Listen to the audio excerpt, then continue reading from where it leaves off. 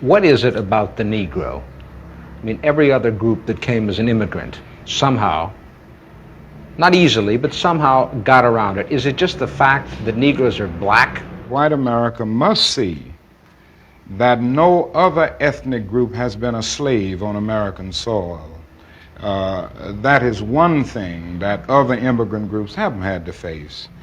The other thing is that the color became a stigma. American society made the Negro's color a stigma. America freed the slaves in 1863 through the Emancipation Proclamation of Abraham Lincoln, but gave the slaves no land or nothing in reality, and as a matter of fact, to get started on. At the same time, America was giving away millions of acres of land in the West and the Midwest, which meant that there was a willingness to give the white peasants from Europe an economic base.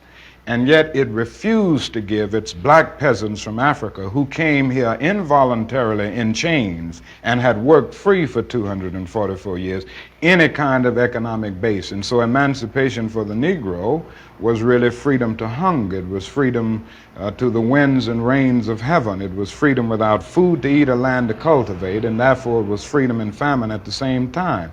And when white Americans tell the Negro to lift himself by his own bootstraps, they don't look over the legacy of slavery and segregation. I believe we ought to do all we can and seek to lift ourselves by our own bootstraps, but it's a cruel jest to say to a bootless man that he ought to lift himself by his own bootstraps. And many Negroes, by the thousands and millions, have been left bootless as a result of all of these years of oppression and as a result of a society that deliberately made his color a stigma and something worthless and degrading.